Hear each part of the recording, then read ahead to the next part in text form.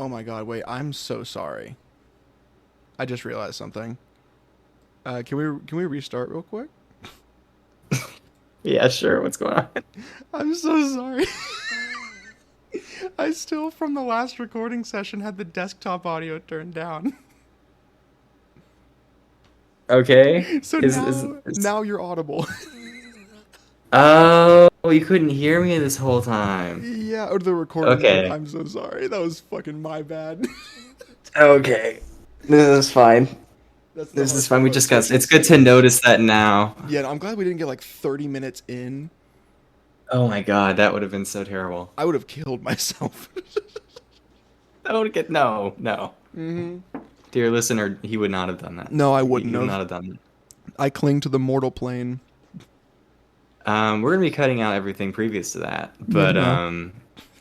dear listener, I was just describing how um, Jesse's parents got, you know, killed by a bunch of drow, and that it was his first memory. And I was asking him to roll perception for me. Oh, I mean, I should probably have dice. I think that's a good thing to have if you're playing D&D. You need dice to play D&D? I had no idea. Okay, you said a perception check, correct? That is correct. All right. That is and will forever be a -1. So that's a 7. Don't ever say ever. There are always magic items. Don't ever say forever. A 7. A 7 gets you. You notice that both of these changelings have their right index finger missing, which is like before they even get just slain. You notice that as they pop out, which is kind of odd to you. You get taken by this deep gnome because you have lived your entire life in the Underdark. And do you know? I think it's called the Suffering Game. Do you know the Suffering Game or the Lost Century? Yes, I do. The mechanics. We're going to be doing a little bit of that today. Oh, okay. So, for those who don't know, you it's kind of more of a long form thing where you go over the course of many years and you roll 2d6 to determine the outcome of actions you would like to perform. And then based on like your own stats or like things that happen in the game, it can affect the outcome. So you are currently 8 years old. That is how long you've been alive. And you get taken by this deep gnome into possession of another drow man, who you will come to know as your master. He takes you to this farm deep in the Underdark, where you have in your possession only a couple things: a blanket, a shovel, some parashrooms, and the corpses of two other changelings as your only possessions. So, I want you to roll 2d6 for me for these first couple years to see what kind of action you'd like to perform Okay. in your time. I own 2 corpses. Yes, those are your friends. God, okay. They're sitting right up against a water well within this bullet farm that's been sort of sectioned off. Okay, that's a 4 plus 5, 9. 9. Okay, what would you like to accomplish? Okay, describe this scene for me one more time. I I could just got describe it to put you, or I could just into. show it to you. Oh, yes. Okay. Please do that. I would love to Let me send you a map link. I would love to see a little visual aid here. So I'm inside like a little pit of sorts. You are inside of a sort of purple, light magenta purpled off wooden fence. Along the outside of the fence, there are troughs filled with parashrooms. You don't know what parashrooms are yet. You might have to look into that before I reveal that information to you. Mhm. There are creatures called bullets, which are basically like land dragons, as they're described in the manual, and they don't have any wings. But what they can do is use their like steel jaws to dig through the ground, and then burrow up and leap into the air and crush those beneath them. Mm. These bullets seem to be restrained and docile in a way that isn't natural and in the wild. Um, but they basically fill up your home. Okay, so my home is in the pen with them. Yes. Okay. Uh. Hmm. I. I think for that first role, I think a lot of it is going to be hiding and trying to find resources, learn about the area. Okay. Anything specific or just in general? Because I can do a general. That works. Especially for your first role. Yeah, I That think works. I think in this instance, as like a child thrown into this, it is just anything that's in the area. Hmm. Okay. So, the first couple years, you get to know a man by the name of Yissel. His name is Yissel Vanguard. And he purchases you from this deep gnome. And he doesn't speak to you for the first 6 months. All he does is he shows up and he feeds you the same food that's in the trough of these bullets. And he gives you a bucket so that you can take some water from the well next to these other two changelings. The changelings have a hole from where an arrow was put into them, and it seems like they've been dead for quite a while. One maybe a little bit longer than the other. Make a Constitution a check for me. Check. Let me. Okay. Check, not save. Check. Yeah. Okay.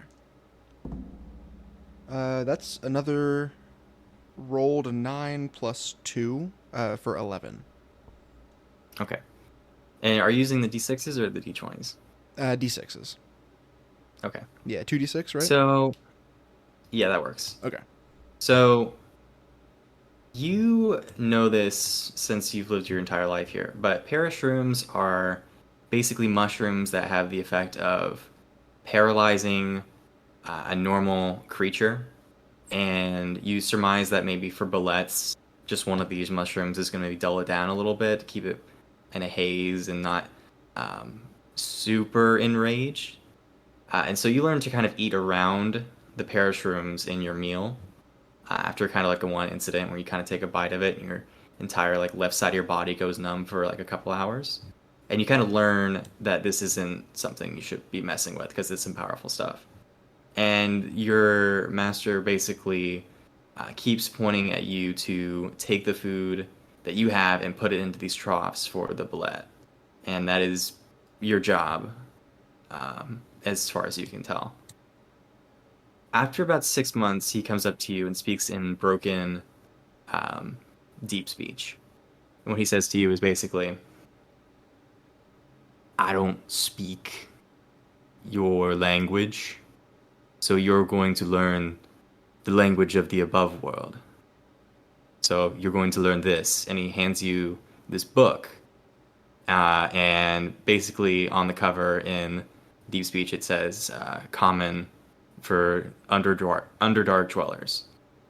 And you open it up, and scribbled in the margins of this basically guide on how to learn common is messages written in deep speech from what you can tell are two other people written in like Hmm. charcoal or maybe your two other blood, basically saying, please, for the love of God, whoever reads this, get yourself out of here. And you can guess it's probably from the two other residents that used to be here. Hmm. And so you spend the next 6 months at your own behest, trying as desperately as you can to learn how to speak common. Because if you don't, um, Yesel comes and he beats you. So, Got it. not a fun time. That completes your first couple of years. You're now, let's say, 11 years old. You can make another roll to determine anything you'd like to do. And at this point, you can speak enough common to kind of talk with him. Honestly, I think a big part of this is I don't think Jesse, or I don't think, uh, like as an 11-year-old, would want to talk to this guy. Yeah. I feel like during his time there, or during this changeling's time, they would practice talking to like these kind of subdued bullet. Okay. Uh, could I make my check like kind of surrounding that? Like, Sort of like an animal handling, or like a, I guess, sort of persuasion, sort of conversation, kind of like yeah, like learning that. I want these things to be familiar with me. I guess like I'm trying to. I don't know. Yeah. I think that they're just trying to make some kind of friend. Okay. Desperate attempt to make conversation. You know. Yeah. I see that. So earlier 2d6s. Okay, I keep on rolling 9. Like All right. the dice keep on swapping which one rolls 4 and 5. Hmm. Okay. So you spend your entire time, like you cannot leave this pen. You spend your entire time either eating, sleeping, or taking care of these bullets. And you can tell me if this is something you'd like to do or not, but I feel like you talk to the bullets and maybe even talk to, at this point, the skeletons of these former residents, like these former slaves, basically, Oh if you yeah, would so desire. yeah, absolutely. Um, and sort of using the conversation hand guide that's within this book, you begin to sort of imagine conversation, as sad as it is, because it is sad, with these billets. And it gets to a point where you have named each billet and have memorized their distinct features, their habits, and basically their individuality as much as you can glean from these like large creatures. And there come a couple incidences where they would have kind of escaped because they either didn't get enough parish room, or one of the chains that kind of holds them down gets loose. But with your sort of time with them, they don't escape. I don't know how to say that. They proceed to not leave. Yeah, like they're managed to stay in the area at least. Yeah. Every once in a while, and this is a very rare occurrence, Yesel comes out and he starts talking to you. And he says, "You take good care of them. They're going to be fine meat for the drow up north. They like them docile, tender. Their meat is better this way. These bled are worth 1,000 times more than what I paid for you. Just know that. And I just want to know, because I don't know if you picked up your list. Can you understand me? I'm speaking to you in common. I want to make sure you've been reading." Uh, Jesse just nods. Good. I've been wondering, how much do you know about your own kind? Because you spend a lot of time talking to those other changelings I used to have. The one on the right there, he was pretty smart, but not very strong. He wasn't strong enough to handle these bullets. The other one I learned from my mistake. He was strong, but I guess I went a bit too far, and he wasn't smart enough to handle these creatures. I found a good balance with you. You seem to be doing well. Um, but no. And he sort of walks away back into his house. And at this point, you've kind of adjusted to the area so much. I'm going to undo the fog of war. And after gleaming through the windows, you see a lot of this interior Oh, okay. Oh, there's a over house here. over here. So across from you, there is a much, much nicer dwelling. For what you're living in, which is literally nothing. Like you have nothing. It is disgusting how much he has. He has a sort of, I want to say plantation style, because that's kind of how I built this map, Mm-hmm. home with some metalworking gear, some cages, and a very just sizable home that you can just see from your corner that you kind of made your home in.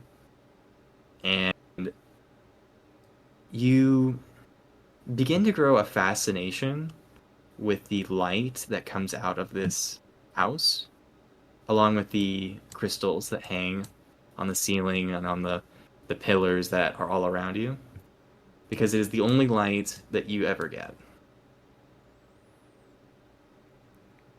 So, Is there a crystal like within reach, or that I could theoretically, whenever um, Yesel is sleeping, like go over and grab and just kind of hmm. pocket?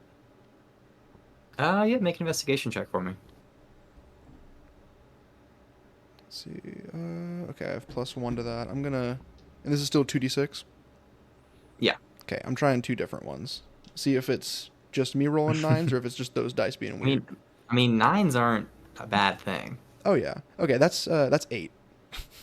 Eight. Six Okay. and one +1. Um, it takes you quite a while because he keeps a good eye on what you have, but at a distance.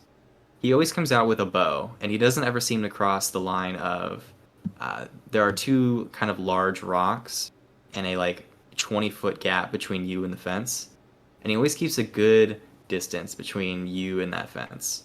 And he just has this bow on his back, and with a quiver of arrows that he comes out to kind of check the area.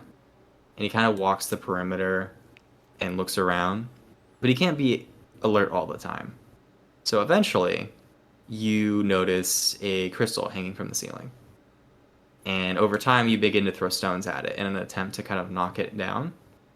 And it takes you a bit, but eventually you're able to break off a piece of one of these crystals from the top that kind of gives off a little bit of a glow and pocket it before he notices. And you kind of keep it hidden beneath your blanket or in the trough or wherever you want to put it. Yeah, I think it's definitely like in. Do I have like clothes or like what all do I have access to as like my personal belongings?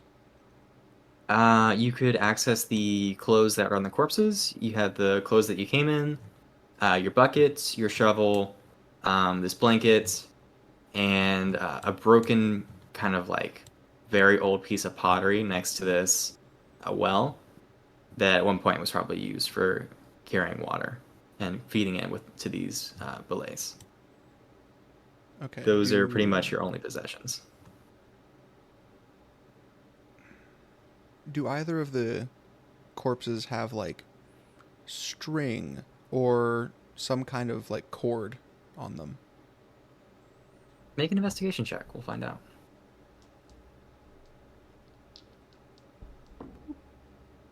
11.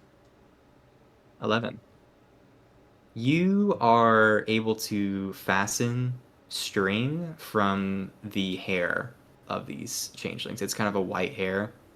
And given enough time, you could fashion quite a long piece of string or even like sort of a small rope if you spent the time to do it. But yeah, you can get string from that. Okay. I think they're going to take this kind of like fashioned string and just make that crystal into a very like low hanging necklace or Okay. even like a around the waist thing to like wear under their pants. Okay. Somewhere that it's always hidden, but it's always on them. I like it. I like it. All right. So at this point, you're probably about 14 or 15 years old. You can't really tell because time is a bit non-existent for you. The concept of it is even barely relevant. It's more of an idea that you came up with. No one taught you about it. No one has really explained much to you regarding. You just know your life is this. There's no. You don't even know about other worlds or anything outside of it until one day, Yisel comes out and he starts to make more conversation than usual. And even when you don't respond, he sort of just talks to you about his life outside of this. And he kind of goes into the topic of how he was a drow soldier and his time spent in the above world and how amazing it was and how beautiful it was and just all these different places that he's been to. Sort of um, filling you in on all you're missing. And you can't exactly tell if he's just bored or if he just wants to make your life worse by telling you about stuff that you don't even know exists. And then one day when he's kind of done talking to you about what's up there, he brings it back to changelings and he talks about a story. And he goes, "Do you know why we hate you so much?" I, I doubt it. I doubt you even know what we are, but there's a story that kind of sums it up. And it goes a little bit something like this. A long time ago, there was this wealthy drow man, and he had a family and a wife, and he was a happy man. And one day, this changeling came along and saw everything this drow man had and wanted some of it for themselves. So they, one day, when his wife wasn't expecting anything, slammed them across the head with a rock and replaced them. And then tied them up in a cave somewhere, who knows not where, and kept them alive while replacing them for years.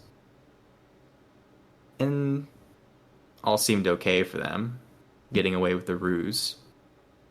Until one day, the woman got out, and she came back and confronted uh, the changeling. But the changeling was, dressed as his wife. So the drow man, who'd been living with them for so long, could not tell who was who. And they pointed at each other and they pointed at each other, and eventually the man shot at one of them. And unfortunately for the drow man, he picked wrong. And what's so sad about this story is it didn't matter which one he picked. For if he picked the drow woman, his actual wife, then when she died, she would have stayed a drow and not turned back into a changeling. But if he had picked the changeling, they would have turned back into a changeling. So the changeling was going to lose either way, but still took out their own misery upon these innocent drow and forced the drow to kill his own wife. And so, now is tradition for many people. We cut off the right index finger of many, many changelings in order to indicate who they are, because they can't change what they don't have. Some even go as far as cutting off the hands of changelings. But I'm nice. I'm nice. So I'm going to leave you with your hands so that you can do this work.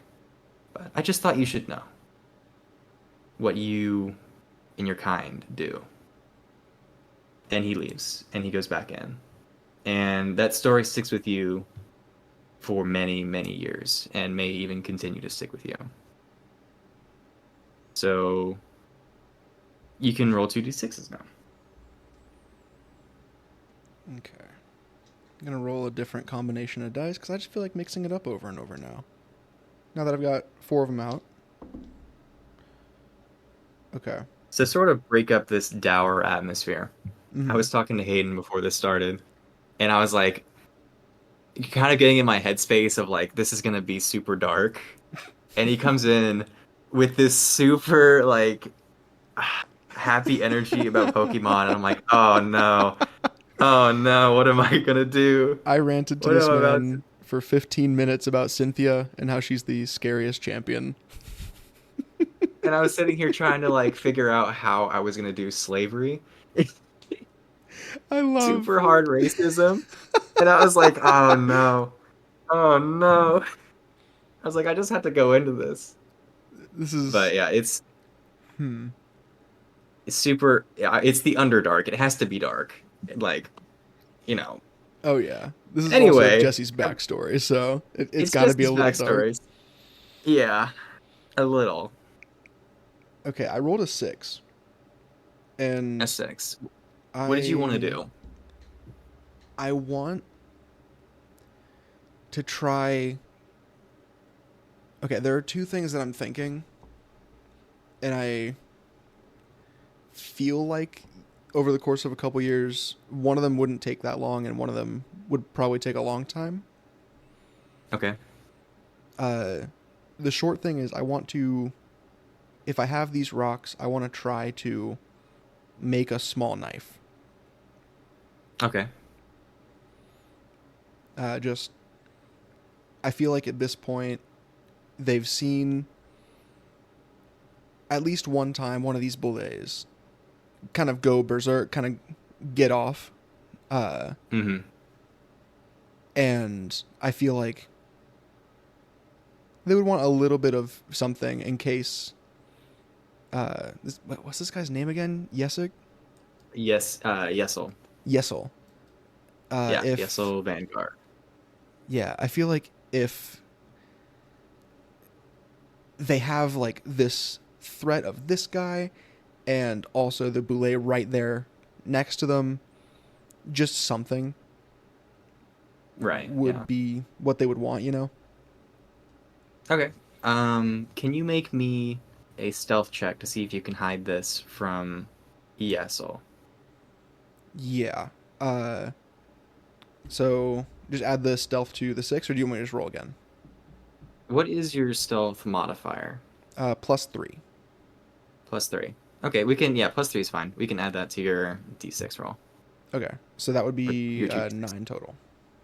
Nine total. Okay.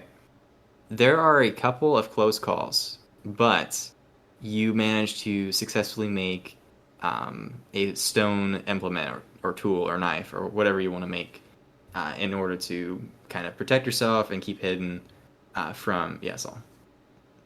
Yeah, just a small tool.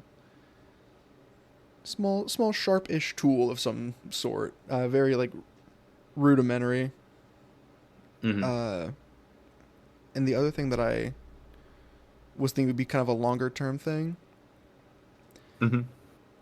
From having all these conversations, like the only time that they talk is with the boulet.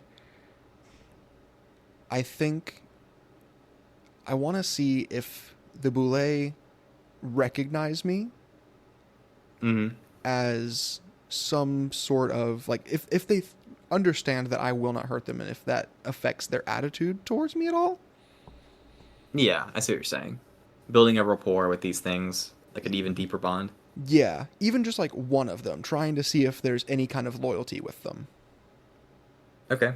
Given that you've already sort of made a rapport with them, I'll let you have an animal handling check with advantage. So you can roll 2d6s twice and take the higher.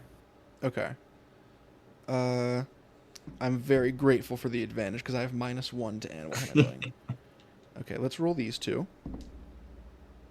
Okay. And then let's roll these 2. Okay. 10 -1.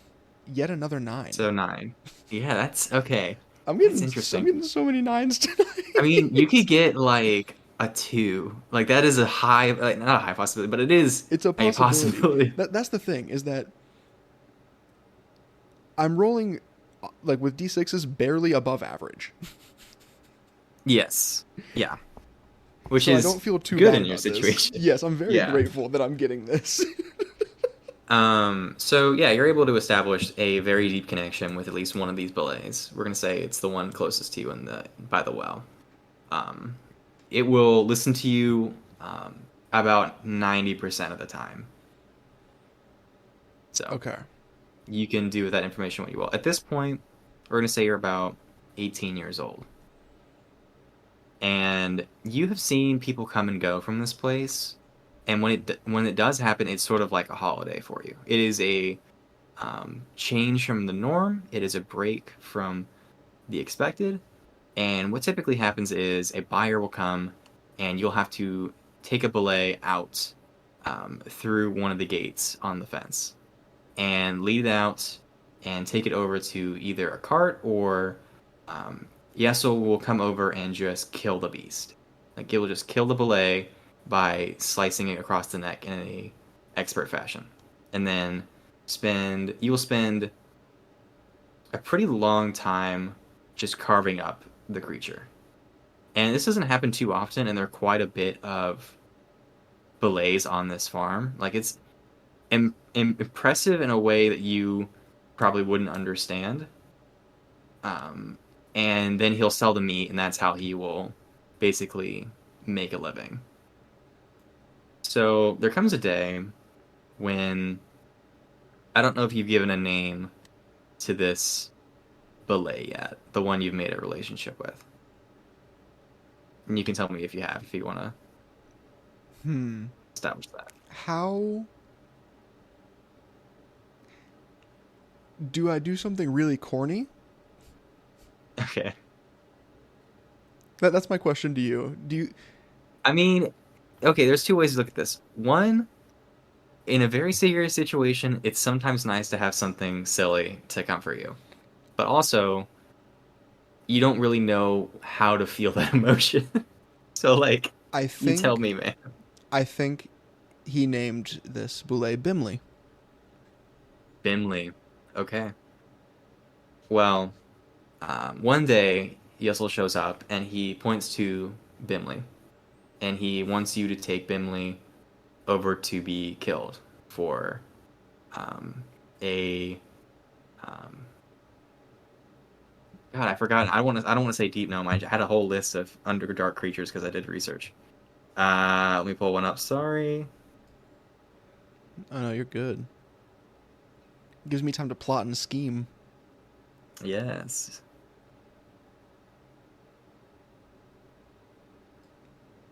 We're just gonna say a human. And if you would like to try and save Bimley in any way, you can by like making a persuasion check or doing something to kind of keep this belay from being hurt, or you can just follow Yissel's orders and take him to be killed. Okay. Hmm. God, I'm feeling kind of silly. Hold on. He's feeling silly, guys. Let me I'm going to can I just like roll myself a wisdom save real quick to see if I do something stupid or if I try to do Oh, yeah, absolutely, yeah. uh would you like me to do the 2d6 or just a regular d20? That's what we've been doing. I'll do 2d6. Uh boop. What's your Okay. modifier? I have -1, but I rolled double sixes. Oh, okay. do You're you numb at think this point. Let's go. do you think that that means I do something really stupid or do you think that mean like how what do you think that means in this context? Okay. Um, I feel like wisdom implies keeping yourself alive, like at any cost. So like whatever in my brain, it's like whatever brings you the most. I don't want to say reward, but benefit. I guess benefit from this. But yet again, if you just want to do something like super unexpected, out of the norm, go ahead, by all means. Okay. I think I'm going to do the stupid thing because I think with what Hmm. you were talking about with wisdom it makes sense and seeing Okay. all of these travelers come in and out of the Underdark, and how much, and also with how Yissel's been telling me about all of these things that I desperately want to see, having this Hmm. light that's always on me. I think that they're going to take Bimley, Okay. take that, like, is like a chain almost leash, Yeah. Yeah. Yeah. and Bimley is sedated, but does that mean he's like incapable?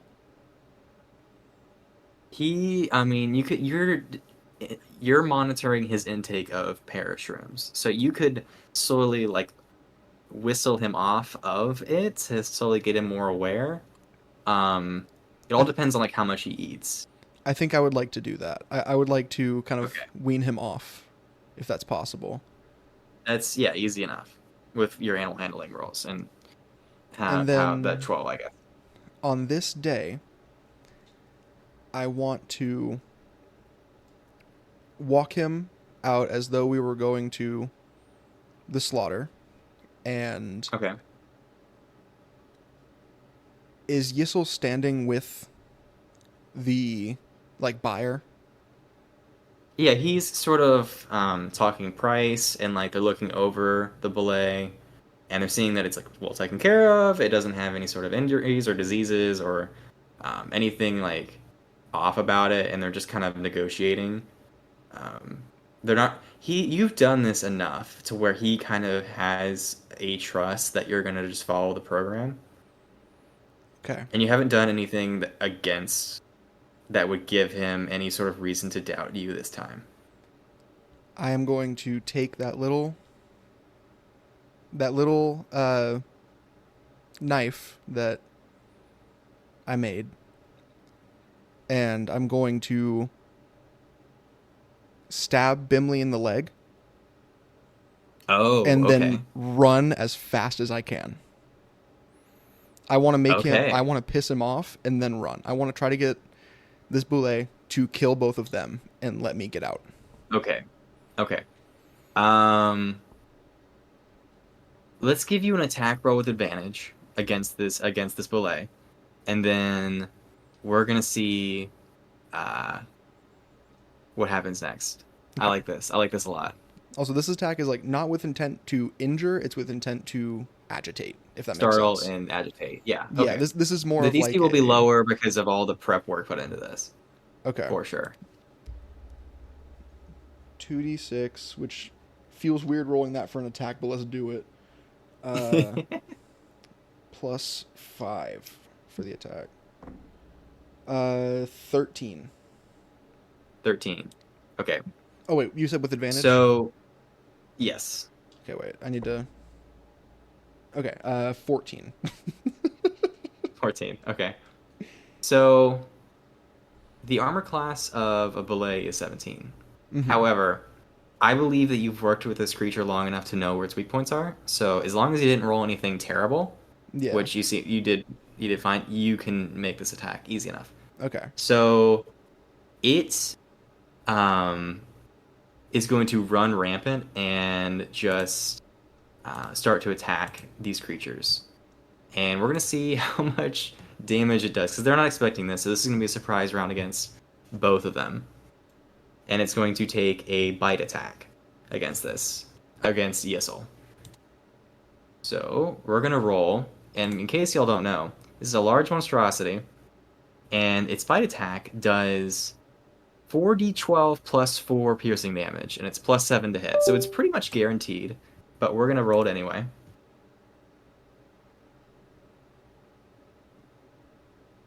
Okay. So that was a 10 to hit, and he has an armor class of 11. So it does not hit him, unfortunately, but it is startling him. So I want you to make. Are you trying to sneak out of here, or are you just running? Is there like a clear in the area, like a place that I would see as the escape, or is it just kind of like open area? So you would say that off to the, I guess from your perspective on the map, a bottom right-hand corner, where people kind of go out from, and then on the left, people come in from that area typically. It's not always that way, but you notice that a lot of the time that's where people come from. Okay. I'm gonna bolt to wherever has more cover. If this is an open area, just full Yeah. sprinting because I don't So think you'd there's be any leaving them sneaking out out. of it. Yeah, okay. So let's see. Yeah, so I'm gonna say that this thing is on the run, and he's gonna be more prepared about attacking this belay than you at this point. So you actually managed to. I'm not gonna even have a check for this. You managed to run down this dark tunnel um, to your freedom at 18 years old, and you are finally free from this horrible, horrible, horrible situation. And you look behind you and you see Bimley just rampaging and tearing up his house as you're running away, and it sort of starts to burn down behind you, leaving this sort of bright light as you descend into the dark. Um, so yeah, you have escaped the horrible belay farm and are now wandering the Underdark alone. So I would like you to make another final roll for the next 2 years of your life to see what you would like to do. Let's roll these once again. Okay. So I'm essentially just on the run. Uh, okay. I'm trying to figure out what I'm doing first before I start just rolling dice about it.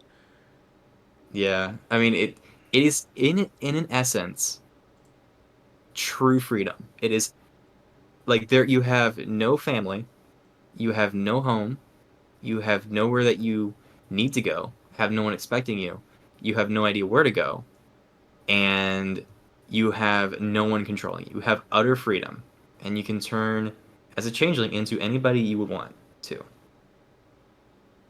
So the Underdark is your playground in a sense. Hmm.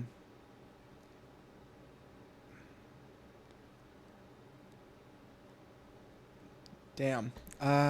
I think Yeah. that I think that over this time, Jesse would spend a lot of time hiding, a lot of time observing people, and I think hmm that Jesse's goal in the Underdark, or at this point, nameless changeling in the Underdark, is both looking for people like them hmm and also staying like far outside of cities. But I honestly think there's part of them that is like checks in on the belay farm every once in a while, Okay. like seeing if they know that Bimley's dead probably, but trying to find a way to maybe free another one, free them too, you know. hmm Or if there's a new changeling there that needs help getting out. Okay. I want you to make two checks for me. I want you to make a survival check, and I want you to make a stealth check. Okay, I'll do survival And first. you can make stealth with advantage because you're a changeling and you don't have your index finger or your hand cut off, which is a really big identifier in the Underdark that you are a changeling if someone catches you. Gotcha. Okay. Okay. Yeah. I'm survival first. Let's roll 2d6. Okay. There we go. There's the low roll. That's a 3 total. Ah, okay, okay. And And then now go ahead and make your stealth check. yes. Uh, you know what? I'm gonna trust these. I'm gonna roll the same 2 dice for that. Uh, 7. 7. Okay.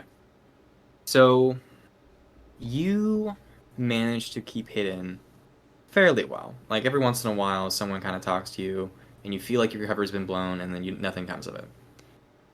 But a lot of it comes down to just trying to get food, because as terrible as that place was, it was a somewhat consistent stream of some sort of slop. Out here in the Underdark, it is a foraging for yourself nightmare, because there are like large tunnels of just emptiness where purple worms have burrowed through and left no vegetation that has grown through there. So there's some days where you wander for a very long time without finding anything that's grown because it's a new tunnel. And then there are some times when you find a big patch of mushrooms and you eat these sort of glow shrooms, and your mouth kind of uh, illuminates while you're eating them, and it sort of brings you a joy for a split second. But those are the good days. Those are the nice days. But a lot of the time is spent just trying to get by. And there is one day you come back to visit the belay farm, and it is in the best way possible abandoned. The house has been completely torn down. The belays are gone, the gates open, and there are no signs of life anywhere around. I will offer an investigation check of the basically torn down, burnt down house if you'd like. But it's not required. Yeah, I'll go for one. Okay, so roll 2d6 for investigation. Boom. Damn, 9. A 9. Okay, that's a 9. Yeah, Let 6 me plus 2 this reveal time all. instead of 5 plus 4. So you walk through the remnants of Yissel's house, and you find a burnt down piano.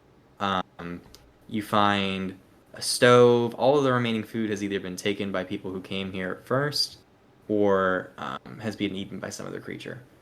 Uh, you find a couple of drawers with actually clothes in them, which is very nice because you had no clothes before, so you're able to kind of change out your attire.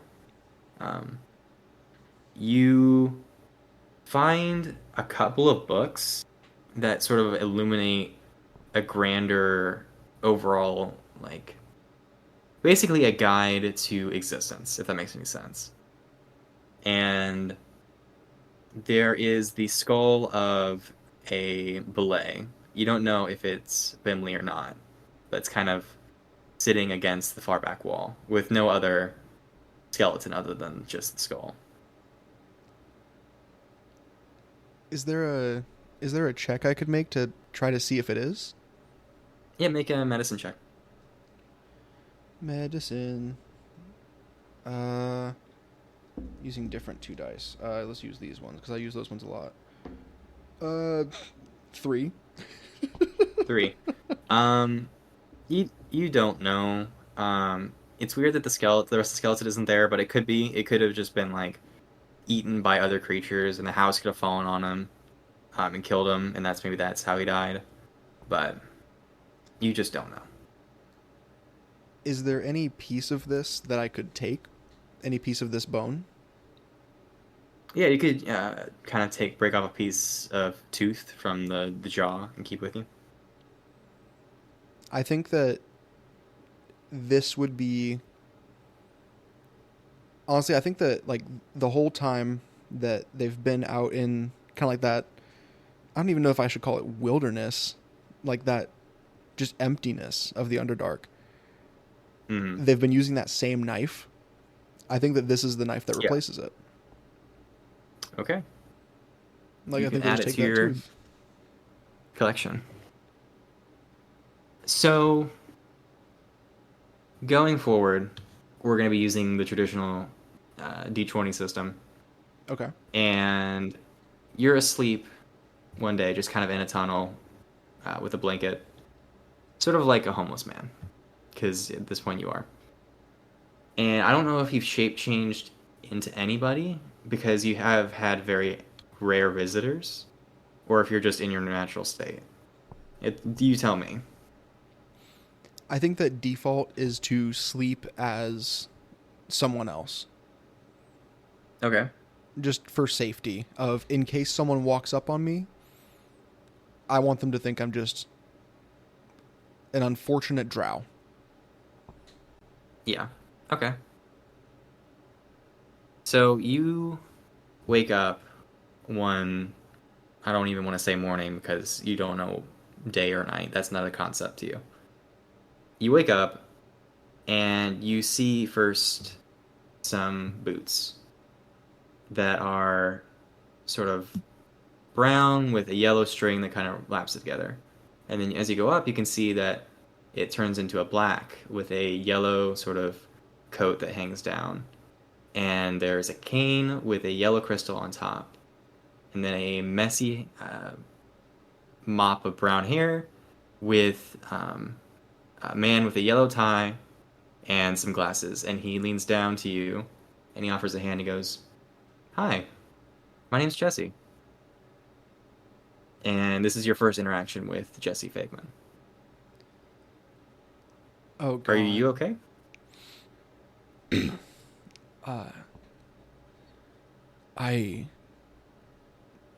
am down on luck, but I survive another day. Oh, I'm so sorry to hear that. Um, Are you an adventurer? You don't look like you're from around here.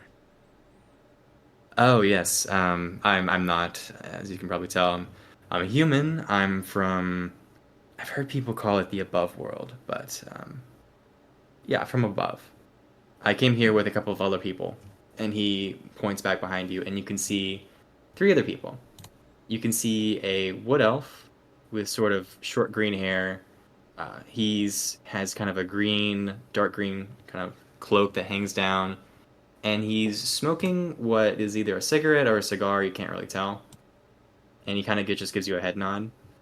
You see a woman with sort of refined clothing, her hair put up into like a very big bun on top, heavy makeup, and she kind of looks at you with not really disgust, but not really like approval either. Just kind of like a why are we wasting time on this person?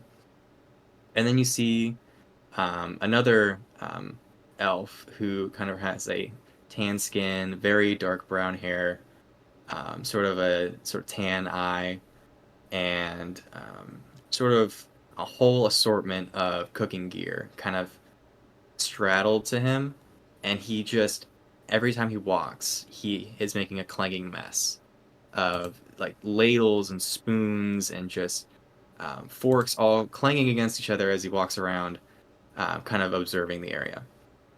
And he kind of Jesse looks at you again. He goes, "We we you're a local. Could you help us? We're actually looking for something. We were hoping you could kind of guide us through these tunnels."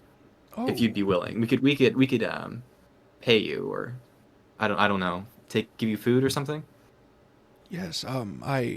I would love to accompany you. I I'm sorry I don't get many visitors. It's not very clean in here.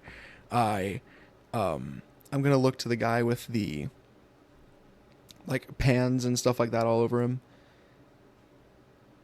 Andrew, are there any? Would I know like this area if there's anything that might be also hearing that? Um make a survival check. Let's do survival check. Just each one of Thir- you had your regular stuff. Survival. 15. Yeah, you would know that there are creatures down here that are explicitly attracted to sound. So like aboleths or like purple worms or like these mushroom creatures that kind of walk around, that kind of listen to the sound of things and then follow them down the tunnels, like even large spiders. Okay, And you kind of know this area pretty well. So, I'm gonna like kind of half run over to that guy. Okay, excuse me. I let's not walk for just a second. And oh yeah, yeah. can I wrap these for you? I don't You The guys aren't from here, right? No, we're not. We're from the above world. Gotcha. In these tunnels, it's best to keep a low profile. And the wood elf man who's kind of smoking a cigarette takes it out and he gives a puff and he goes, "At last, somebody says something about it. I was taking up points for every time you made any sort of noise. I must say you've pretty much failed by now. But, good on you for talking to the locals. Thank you. Let's get those wrapped up immediately. Surprised we actually haven't been attacked yet. And you and this man that you will come to know as Eric Gabo help wrap up the ladles and spoons and keep them from clanging against each other. Awesome. But Okay. yes, So we I don't go ahead. Yes. you said they almost failed. What are they Yes, I'm doing? their proctor. I'm testing them on their survival, on how they interact with people, and just their overall adventuring skill. You know, just day-to-day stuff for you, but completely new for them. Oh, okay. Well, I am more than happy to help show them around uh, the place that I live. Just anywhere nearby. Where is there somewhere specific you're going? I'm gonna look to And he Jesse takes when I ask that. a puff of the thing, and he kind of just goes back to letting you and Jesse engage. And Jesse kind of walks over, and he sort of like, with a glimmer of an eye, he's like, "I'm a wizard, and we're trying to locate this magic book, and we're wandering these tunnels, kind of making marks along the way to guide us, and we're trying to find where it might be. Do you know of any creatures or places that might have one of these magic books that you could guide us to?" And Where? you can make a history check Yeah, or I would love to make a history check. Uh, let's see. Yeah, I'll make a history check. Just see what I remember from like the time wandering. Mhm. Okay, that's a 3. A 3. Okay. You don't know of anywhere like with treasure or anything like that because you probably would have gone there maybe to get it yourself. But you do know of tunnels that people go down and they just don't come back from. And you have assumed that there's something dangerous down there that you probably shouldn't go looking for. But people go down there anyway, probably for something good. But you don't know what's down there or anything about that.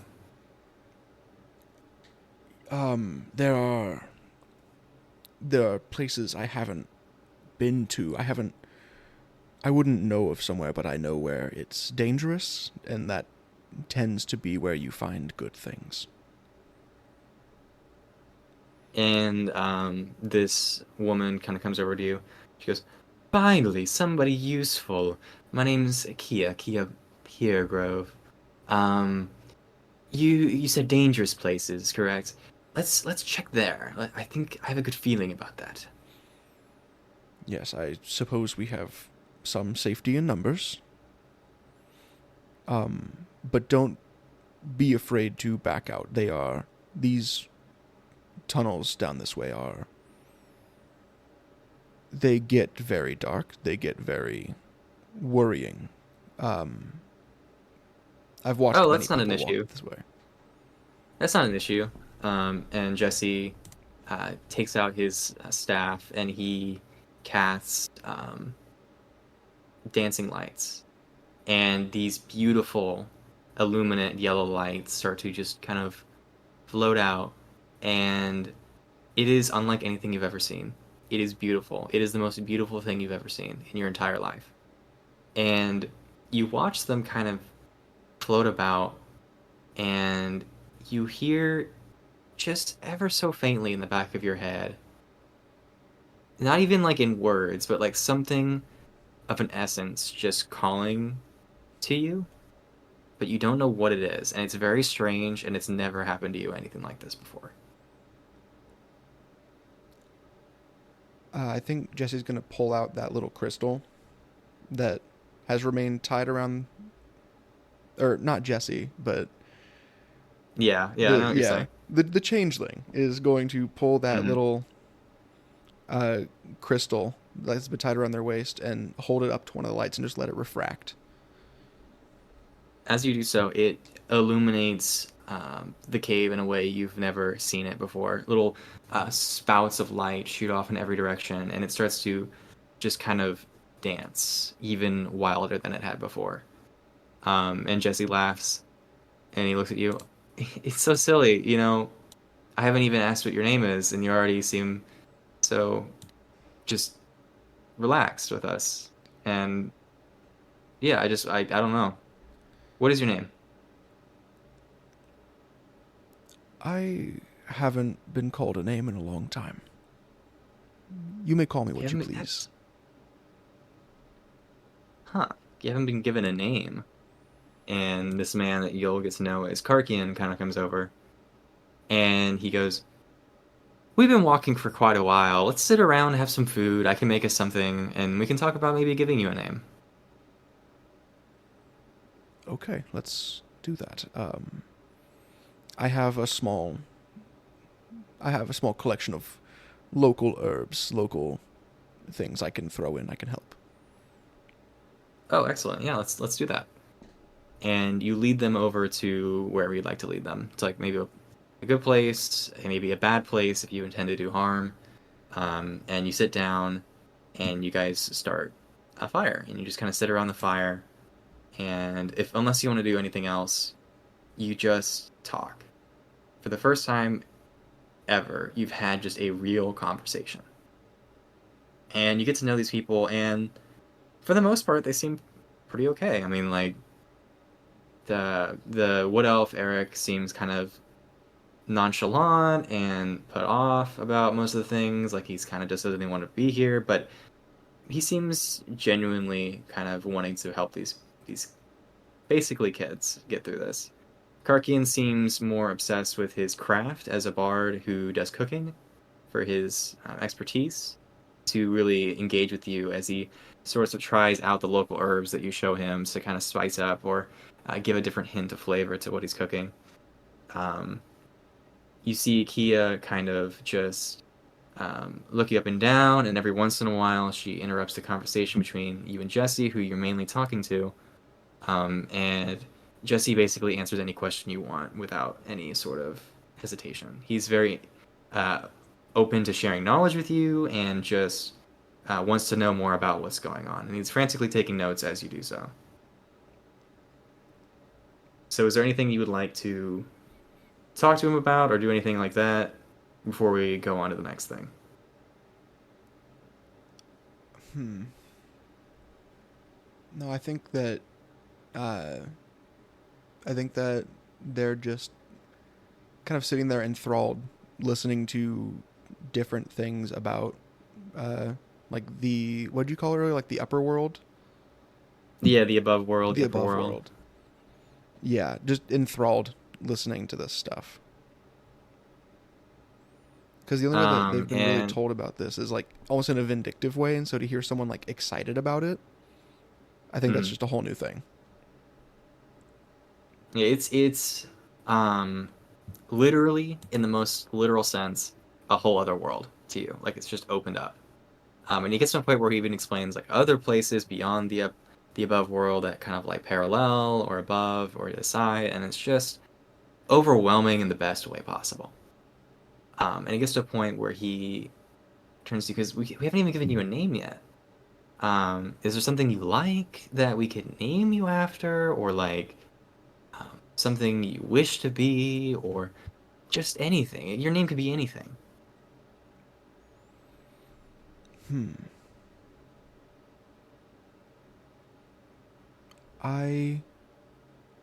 I, I quite like that. You said I could be anything. Why not just be that? You want to be called anything? That works for me. All right, anything. I like it. Um, I am very tired. We've been walking for who knows how long, and I don't know how long we're gonna be walking. It could be like a week before we find what we're looking for. But our sort of proctor here sort of knows what he's doing. this is a new thing for me.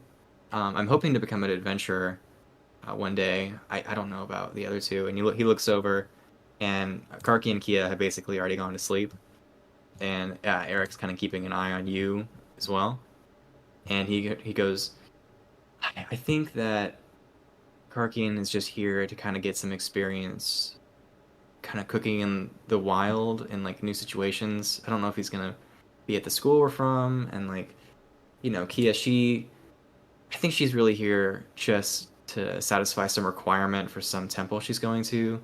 Mm, But I'm here because I really want to be here, and yeah, I'm excited by all this. This is gonna be great. And he goes to sleep, and Eric is gonna be up as long as you're up. Um, so if you want to do anything, you can, or if you just want to go to sleep and go the next day, we can. yeah, I think that at the current moment, there's no real like vindictiveness. I think there's no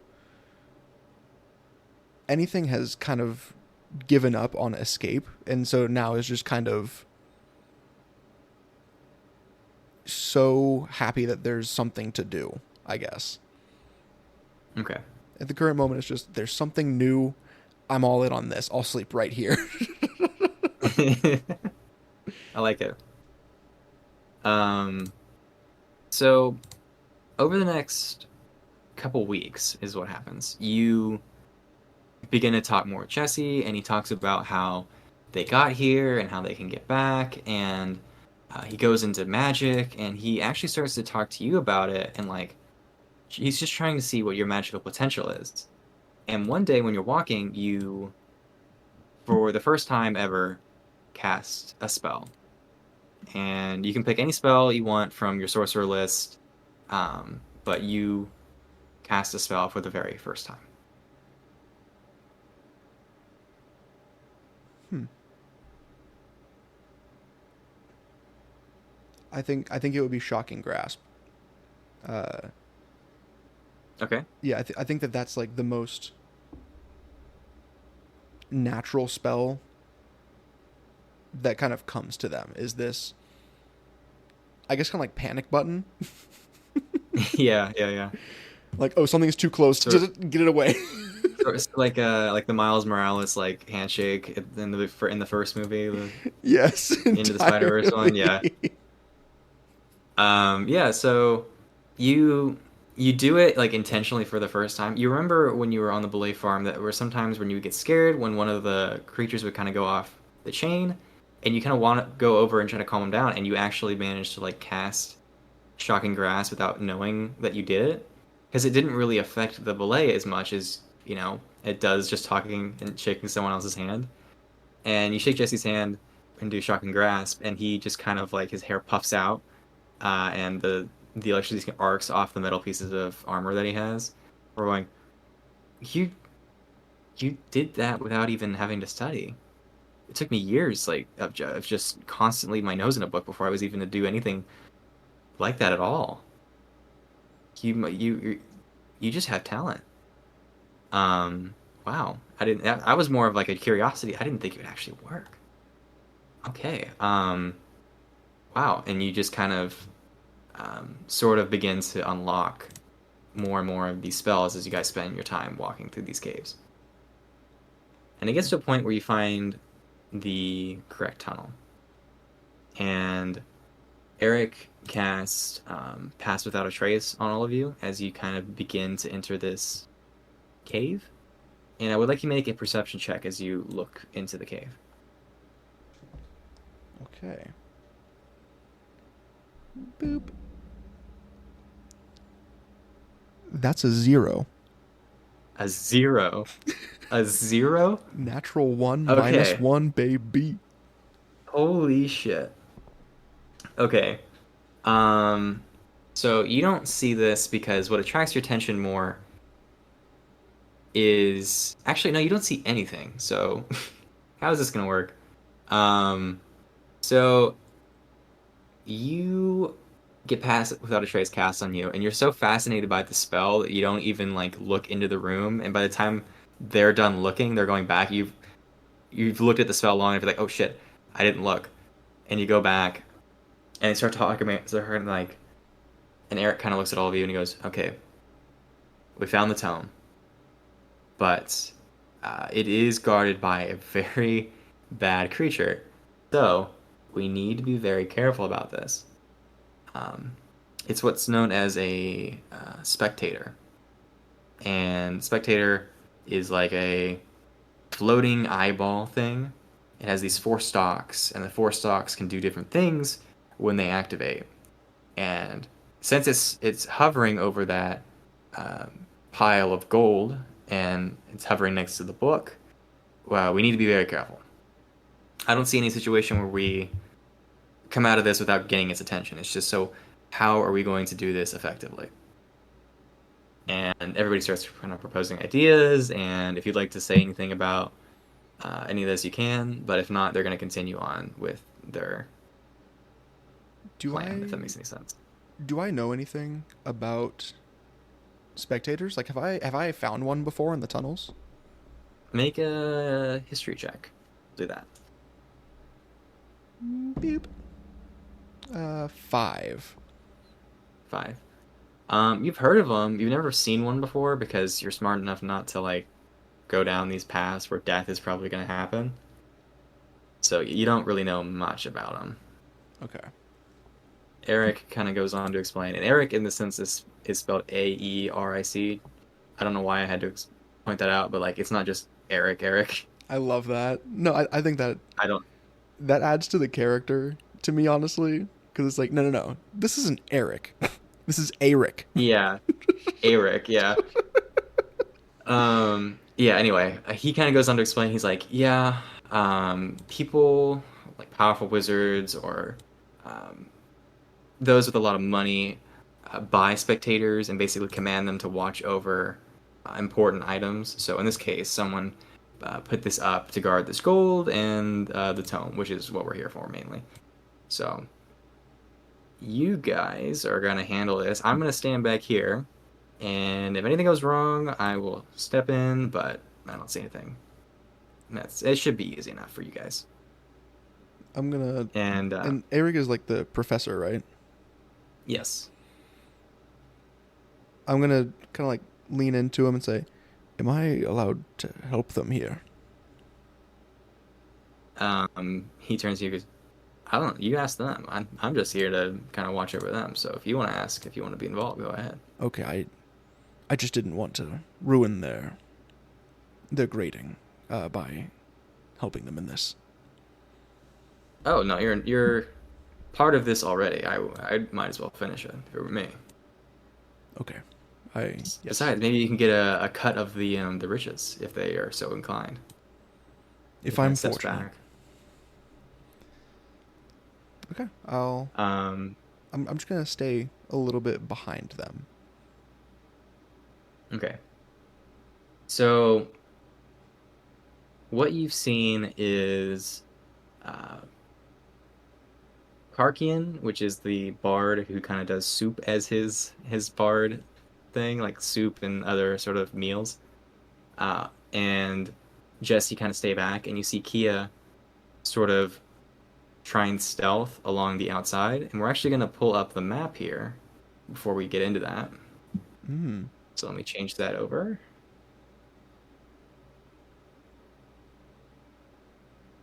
And can you see the Yes, map I now? do. Okay, let me put that in.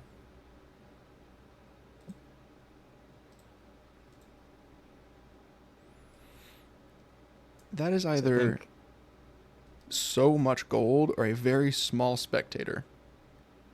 it is a lot of gold. Like a Okay. lot of gold. Damn. Okay. That's Yeah, it wild. is a this is wild to me that you got a 0, so I couldn't like show you even the map until now. I was like, I'll just show him the map whenever he rolls it. But no, um so This is why I love having a negative in a stat because it leads to little moments like that. yeah. So Now that I pulled the map, it's a large open cavern with a big pile of gold and a book and a spectator just kind of right next to it. There's not much else to it. It's pretty simple. Who am I forgetting? Yeah, Jesse, and then I guess the real Jesse.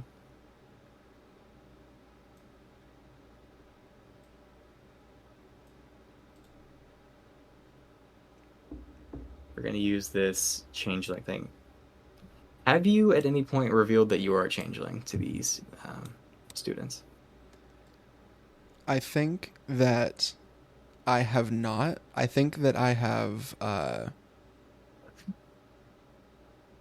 Actually, okay, that depends. Has the conversation of changelings come up, and has like, have they given an opinion on that? They haven't brought it up per se because they don't really. They haven't brought it up. So I'm gonna say.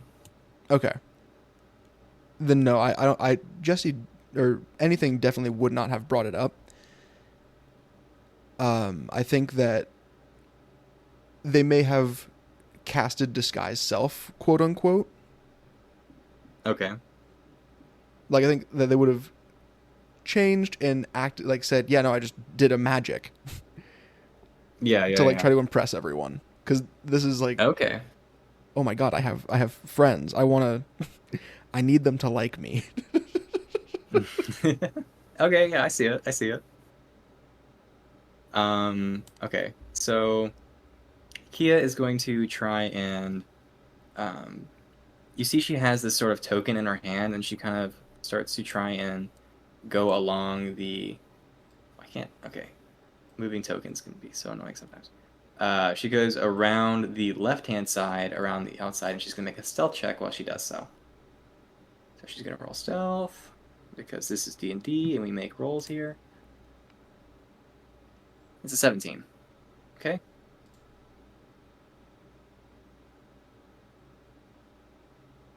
Okay. So she sort of darts, sort of like in the darkness and behind the shadows where these crystals are kind of giving off a little bit of light. And she just kind of makes her way ever so carefully along the outside of this cavern, along the backside.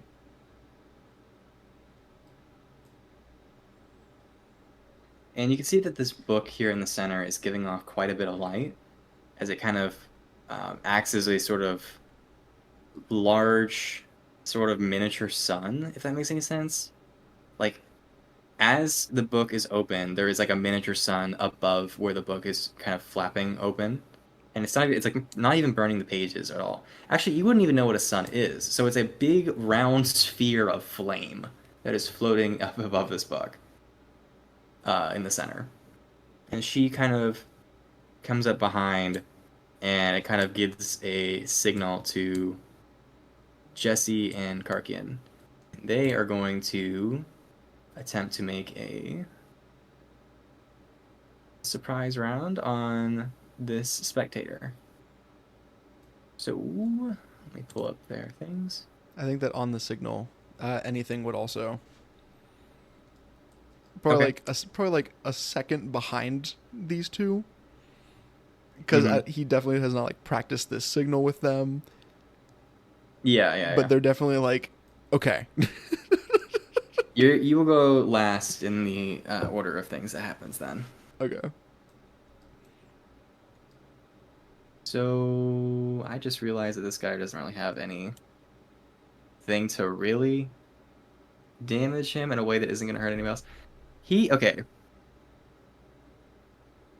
Can he Misty Step over and then use like Thunder Wave as because Misty Step's a bonus action? Can he then use Thunder Wave once he's over there? Because it's like an action, or is it because two different spells? It won't let me do that.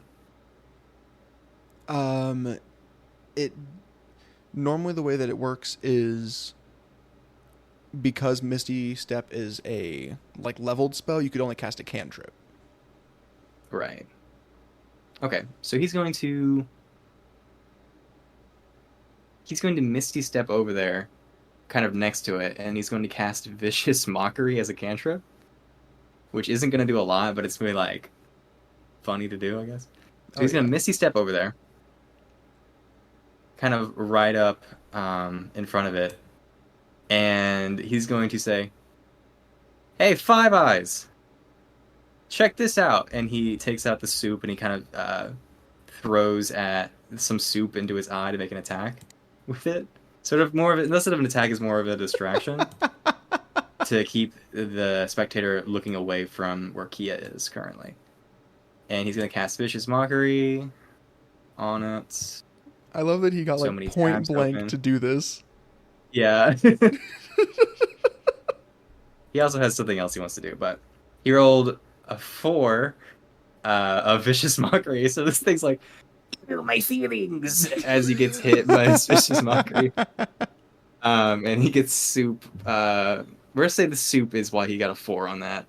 And then Jesse is going to run over and cast. We're gonna do Ice Knife. So as he runs over, he kind of comes up about halfway up to the monster, and he takes the scepter in his hand, and he just kind of points it as at the spectator that's hovering above him, and this blade that's not too dissimilar to the one that you carved in the air from all the condensation, and then it fires out at the spectator, and we're going to see if it hits.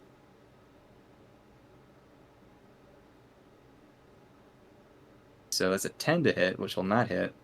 So this thing goes shooting past one of the eyeballs because this has crazy perception. So it just one of the eyeballs instinctively kind of like is keeping an eye on you, Eric, Jesse, and Karkian, and it's just It just dodges out of the way, and it just kind of laughs. I can see everything you do. And that's his turn, and Kia's gonna go up and try and just take the book, and she's not gonna do this stealthily, so we're gonna see if the creature notices with a perception now that it's been kind of tipped off.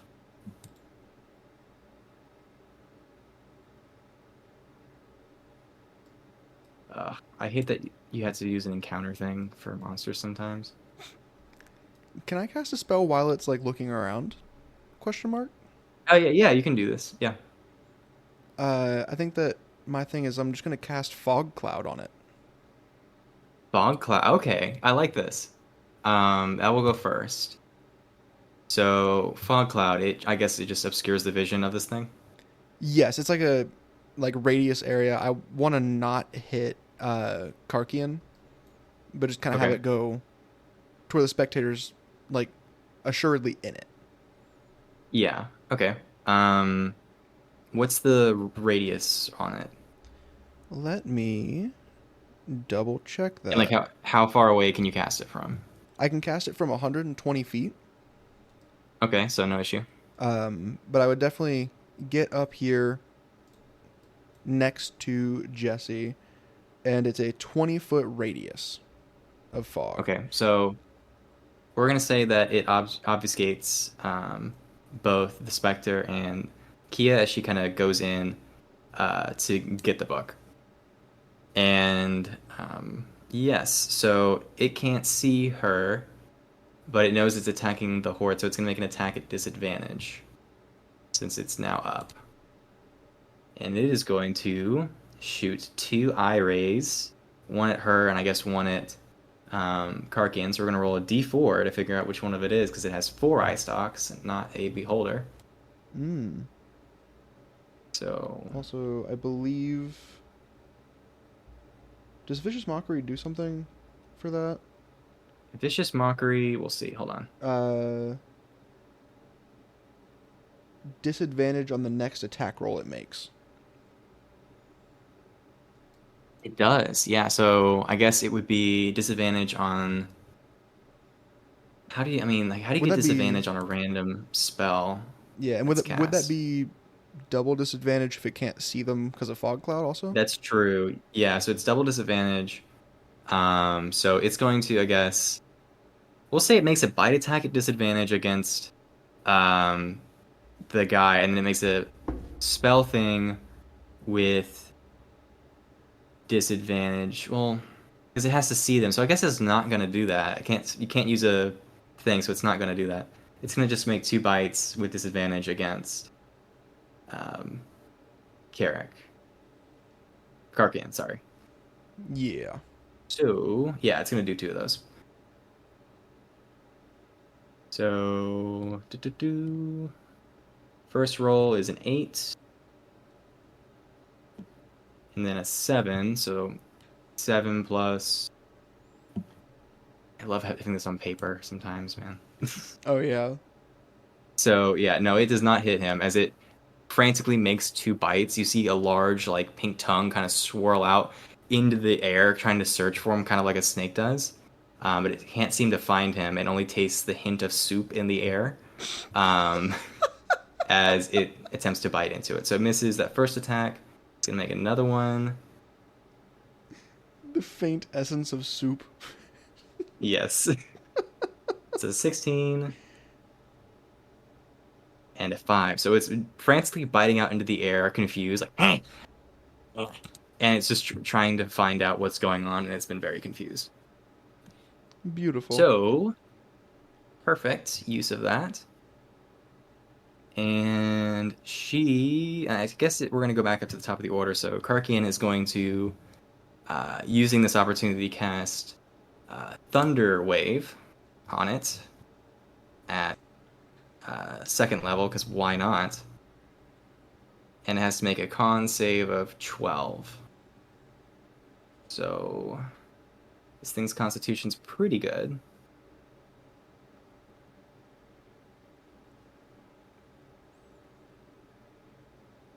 Is it meet it, you beat it, right? That's the rule. Yes, if you meet it, you beat it.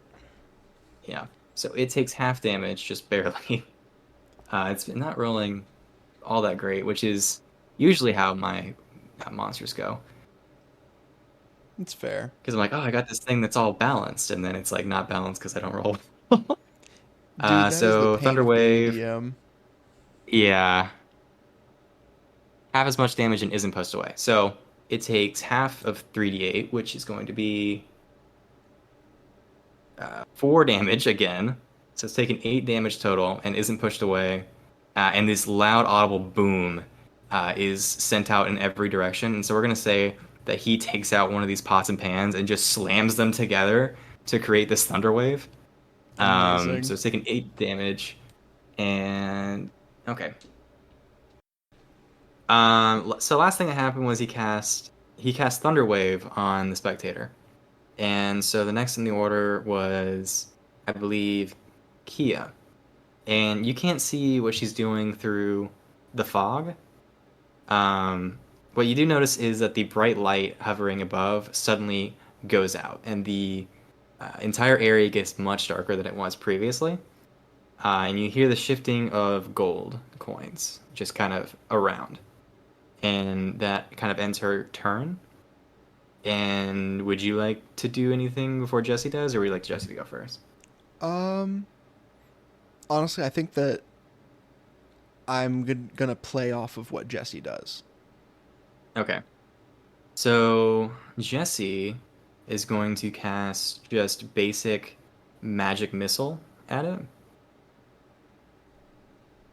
And he rolled 5 damage. So you see these bright, brilliant lights, similar to what you saw before, but they have more of a piercing cone shape to them, and they fly through the air, and they sort of replace the sun that used to be in there, as they sort of dive down on to this spectator who's uh, sort of taking not a step back because it's hovering, but just sort of floating back in disgust, and it these annoying pests as it just gets very frustrated.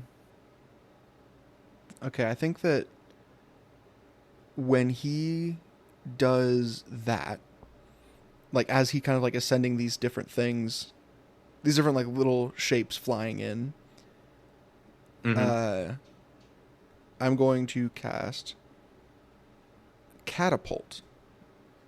Catapults. Okay. Uh, and that is going to be a Dex saving throw. Dex save there. Okay. What are you going to catapult at it? I think the original knife. The original, I like it. Yeah, like that old like stone knife. Is just he's gonna throw it, and I think that a lot of anything's magic is not intentional, Okay. and so this is he throws it and it goes way faster than he thought it would. I like that a lot. Okay, so it's what's the DC on it? It has +2 dex. So what does it have to roll? Let's see, 14. 14. We'll see how it goes. Natural 20. So it comes out of the fog, and the first thing it sees is these brilliant flashing lights, the kerosene. Each one of its eye stalks gets like a magic missile put into it, and as it's sort of blinking, it's like looking around for any more objects, and it sees yours coming in, and it is actually, as a reaction, going to use spell reflection, and it's going to make a it made a successful saving throw, and it's going to shoot the uh, knife back into, we're going to say Jesse, because it just did damage to him. So roll your damage. Actually, Jesse has to make a saving throw. So Yes, he's going to make a dex save. And he actually has high dex, surprisingly. that makes two of us. But he got a 5. It was almost a natural 22. Mm. Um, so roll your damage. Let's see, that's 3d8. Where are my d8s at? 3d8. Badoop. 5, 9. That this might kill the poor boy. That's 16 damage. So here's I'm gonna be blatantly honest with you. Here's what happens. This stone knife that you spent so long carving shoots out of your palm in a sort of like instinctual casting. It flies through the air. It almost hits dead center into its eye before this sort of like pulse goes out from it, and it squints and shoots this knife back into Jesse, and it basically hits him square in the heart. He drops down 16 HP, and he currently has 1 HP left, and he is just on the ground with this stone knife buried in his chest. So that was its reaction. So it is now going to cast 2 rays at you and Karkian. So it's going to make 2. You guys have to make 2 checks. I'm going to see which one it does. So first one. And I'm going past that like that was nothing, but that was really, really not Yeah, good. no, like I am in stunned silence. Yeah, I am very surprised. It can't roll the same one twice, so that's good.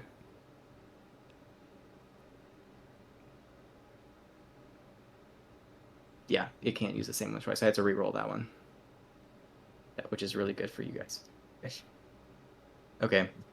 So the first one is a wounding ray.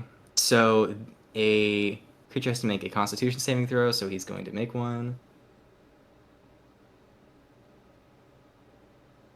He got a natural 20 on it for some reason. Okay. So he is going to take like half damage on this, but it's still a lot of damage he's about to take. So he takes 3d10, but it's halved.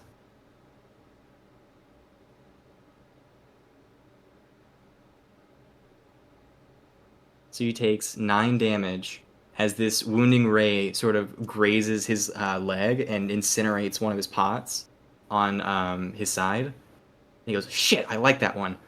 So he's going to drop down 9 HP.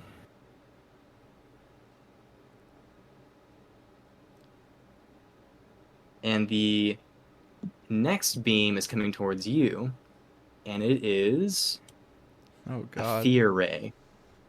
So I need you to make a wisdom saving throw for me. Can I give myself disadvantage? Why do you say that? Because Because you're already afraid of this thing? no, because the knife I threw just damn near killed the guy who's like become my friend. Fair enough. Yeah, sure. Like I think he's already just scared. Yeah, okay. Yeah, that's a 5.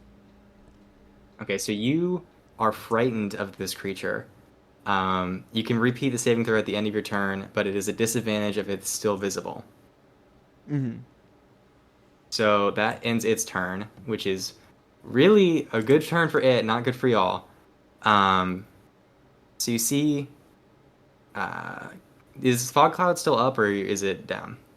It's still up, I believe. It's concentration. Okay, so she runs out and she's gonna make an attack against this creature from behind. I'm gonna say it doesn't. It's not. Well, no, I would see this coming. It's not gonna get any sort of disadvantage on it. Well, it is also in the fog cloud, so I don't know if that. It moved out of the fog cloud Oh, to okay, attack y'all. okay, So, unfortunately, yeah, how many key points does a level 3 monk have? I don't know. I should have done. I got 3 of them. yeah. So she is going to make an unarmed strike against it. It's a 19 to hit, so that'll hit. And then she's going to use bonus action Flurry of Blows. So that's, first of all, 1d4 plus 2, so that's 5 damage to it. And then Okay. she's going to make another attack, which is a 13 to hit, which does not hit. As she pummels into one of its eye stalks, it turns around and sort of shakes her off. And she's actually going to do a key point to do, I guess, another attack against it. Mm-hmm. So, yes. Let's make another unarmed attack. 18 to hit. So she's going to roll another 1d4. So another 5 damage to it. She's done 10 damage this round. And it looks like it's getting injured, like its eyes are kind of starting to squint a bit. And the magic missiles have made sort of indents in it. So, what is he going to do? I guess Karkian is going to cast Thunder Wave again Mm-hmm. against this creature at second level. Let's see if it has to make a Constitution saving throw, I believe. Yeah, has to beat a 12. So let's see how this goes.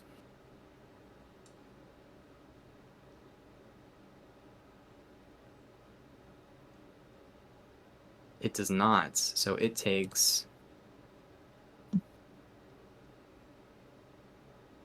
14 points of thunder damage and seems really hurt as it sort of goes back.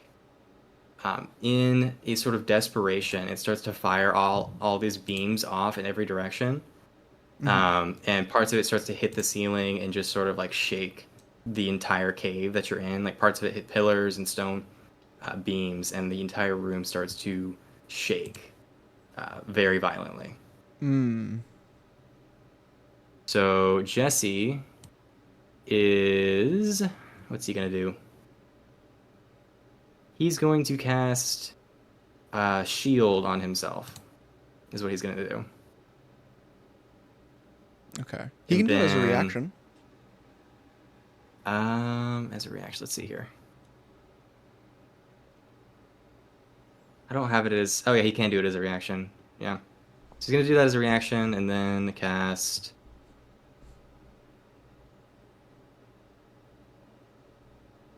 He's gonna cast Dark Vision because he wants to get out of here as quickly as he can. Mm-hmm. So yeah, he wants to be able to see where he's going. So it's now your turn. Okay.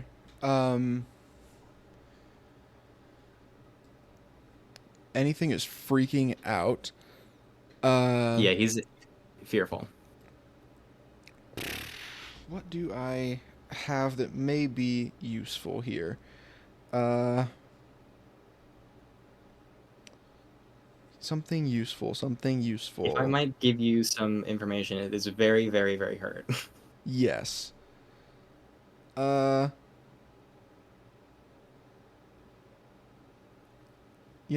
I think that. Okay. With fear, I'm not allowed to move closer to it. Yeah. Hmm. I'm out of sorcerer like spell slots, so I can't do anything with that. Hmm. Uh, would can I try to like tap into that void, like that feeling that I had? Yeah. Make, I guess, an insight check on yourself. Where did I put the d20? This one. Insight +1. Dirty 20. Dirty 20. So you um, start to look around you, and all the crystals start to glow a little bit brighter than they had before. And the image of a very like large, muscular man with like golden skin and golden hair kind of flashes across your vision. Um, and you kind of hear like in your head, follow the lights. Anything is possible when you follow Lathander. And you have access to one of your um, warlock spells now. Okay. I think. Hmm. Yeah, I think it's going to be even with disadvantage guiding bolt. Okay. Uh, the good old So it has to. good old bread Yes, you and have to make butter an of attack roll. him. Okay. Good old bread and butter of my boy. Give me a guiding bolt, please. Okay. 19 total. 19 total. Yeah, I rolled a 16 and a Um, 13, and I have +6. so it uh, is sort of like fighting these two, and all of a sudden, this guiding bolt of just pure radiant yellow energy starts flying towards it, and it is again going to use its reaction to reflect the spell. And I'm gonna roll a d4 to see who it attacks. We're gonna do Kia, Karkian, Jesse, and then anything on the list to see who it reflects off to. And I'm shit you not, that's a 3. So the guiding bolt goes flying through the air and collides with Jesse. And I want you to make your attack, your damage. Oh God. I didn't want to just blatantly hit Jesse again. I was like, I want to see I if this hits know. anybody else. I know. But like, I'm scared. He's probably yeah, gonna full die from this.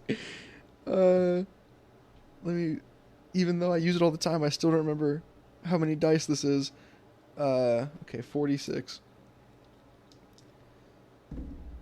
Okay, this is okay. Uh, wait, do I make a new attack roll, or is it with uh, the other one? n- it's hold on. Actually, good question.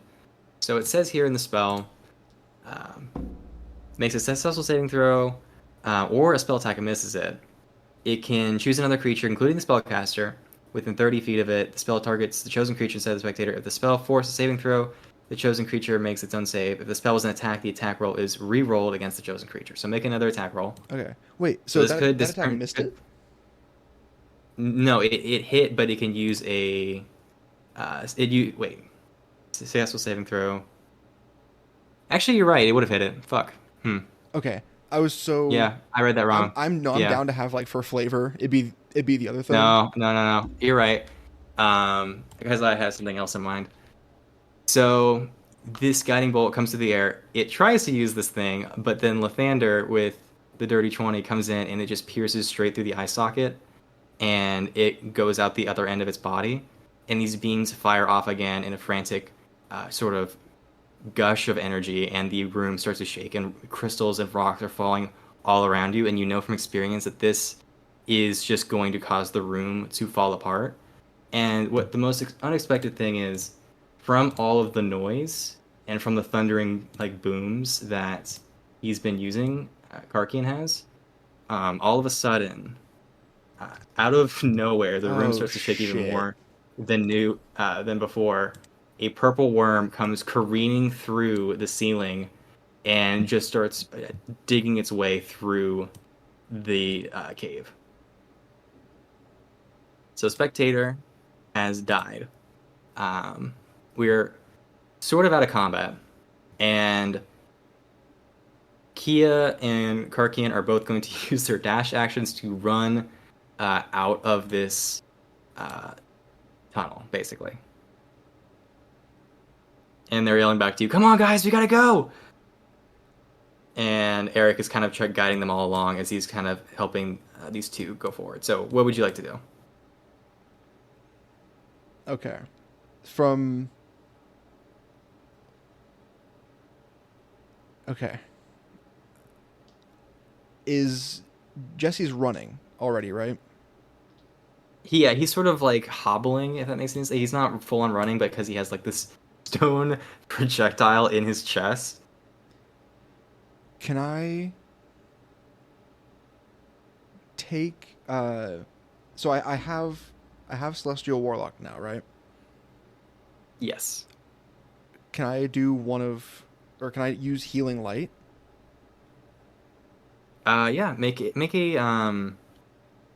Let's just do a Wisdom saving throw to see if you can unlock it. Okay. Uh uh this dice was kinder to me recently. I'm going to trust it. This is kinder. Yeah, it was nicer to me on that attack roll. I'm going to uh oh shit. Oh shit. Nat 20. Nat 20. Nat 20. That makes it 19. 19. All right. So yeah, it comes through, and you feel this voice in your head, sort of guiding you through how this spell works. Not in any like explaining it to you, but like an essence sort of feeling, and you instinctually cast this. And how much would you like to heal him for? Okay. I have 3d6, and I'm going to use the whole 3d6 on him. Okay. Boo boo. And then one more. That was 3 ones. 3 ones? Really? He gets 3 health back. Okay. Damn. That's the most. So he kind of chuckles Oh. as the knife sort of like pushes out slowly out of his chest. He goes, man, that was a close one, huh? Yes, we need to go. We need to go now. Okay, anything, lead the way.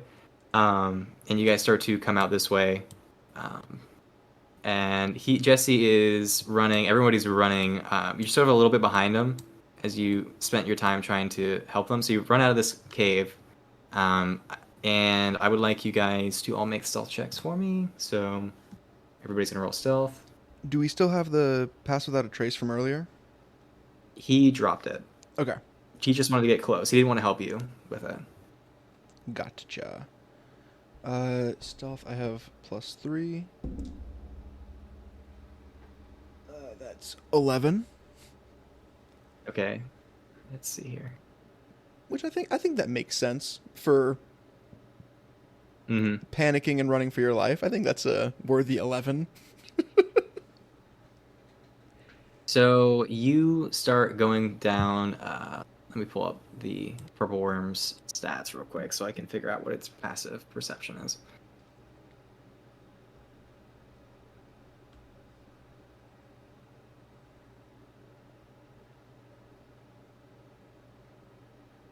Okay. Okay. So you start running through this tunnel. The ground is shaking all around you. And you get pretty far, and the rumbling starts to stop and get less intense. And there comes a moment where the others have run ahead, and Jesse uh, turns to you and he goes, I can't believe I thought I was dead. I really thought I was gonna die. Um, I I can't believe it. We did it. Yes, We we did. Oh wow, making me rethink some things, but that was incredible. You were natural. You did so many things I didn't know you could do any of that. I didn't know either. I This is all new to me.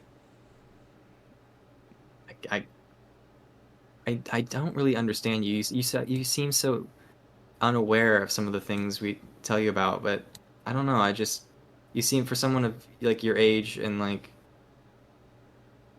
I don't know. You seem I'm glad to show you all of it, but I just sometimes it's a bit odd. I just I was never taught. There's no one to Well, teach someone living in the tunnels. well, you've taught us more than we've taught you. So thank you for that. Let's get going back, Yes. and you guys catch up with the rest of the group.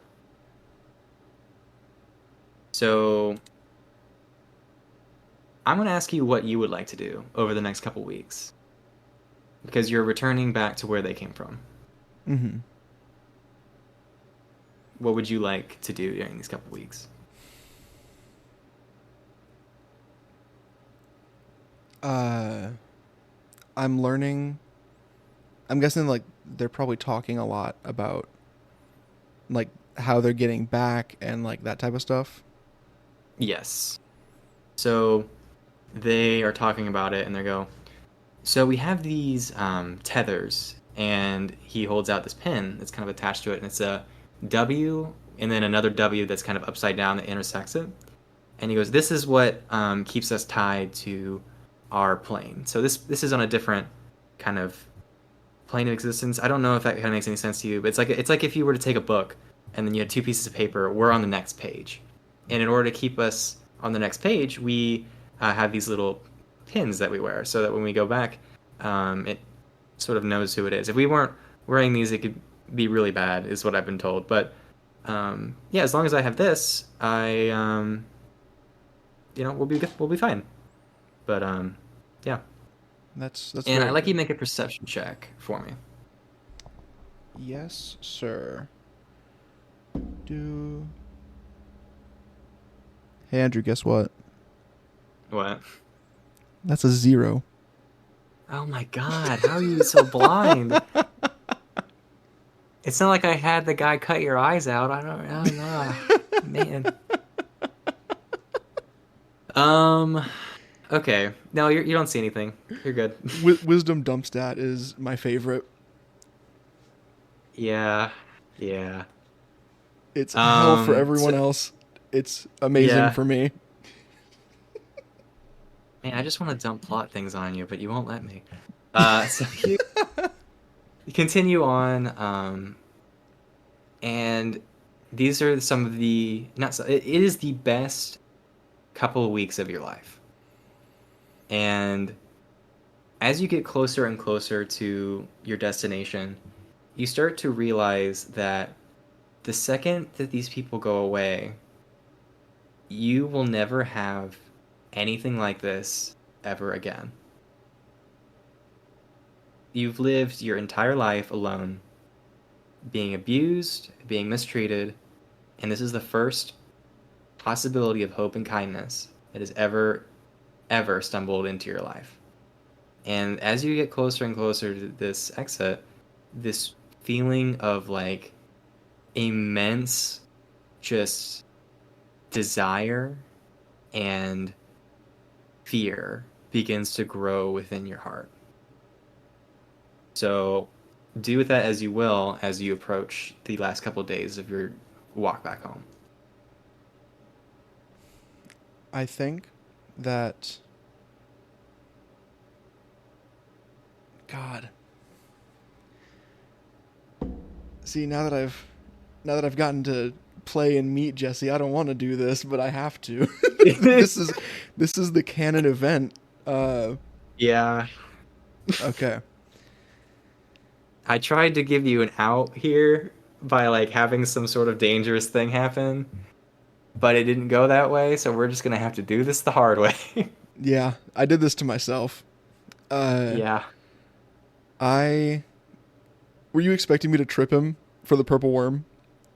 I was expecting a lot of different things. I was expecting either you to like leave him behind or maybe like stab him or like maybe a falling rock hits him and you just kind of leave him there. I knew this could happen, but like there were so many close calls to it happening this other way that I was like, it's definitely gonna happen this way. Like this is too cinematic for it to. If it, this Yeah, makes this honestly feels better now that we're here. I think that one night, I think like probably on the last night, uh, I don't think that like where they found anything in the tunnels was that far from the Boulet farm, Yes. Yeah. and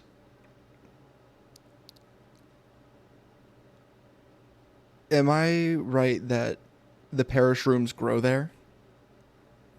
Yeah, they grow all about the Underdark. They're sort of like a don't eat me if you know what you're doing kind of thing. So people who know what's going on don't eat them, but unexperienced people would try them and either get paralyzed and left to be eaten or just have a really bad couple of days.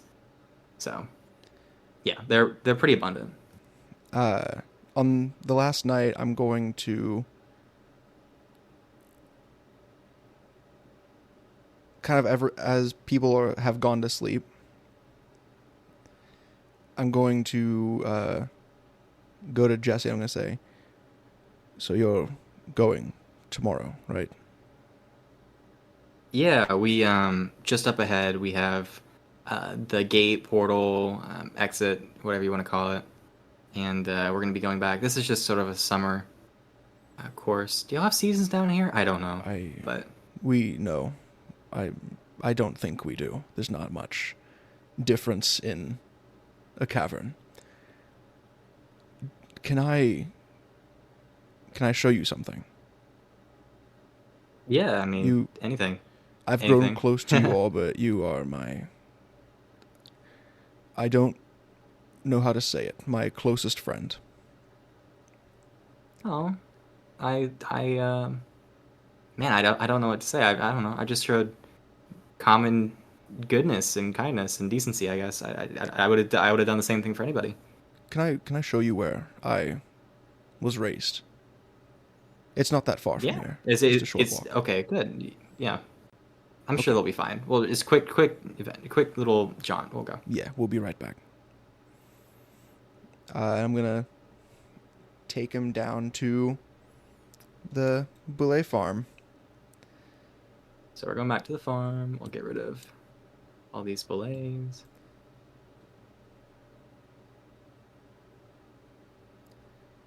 Uh, I am going to cook up. I'm gonna just kind of like get a little fire going and tell him I'm going to make you something and just tell you about my life if that's okay. Because I don't think I've gotten to Yeah. share too much with you. No, you've been pretty reserved about it, honestly. I So yeah. I'm gonna pick some parish rooms Okay. and I'm going to just kind of make a small stew.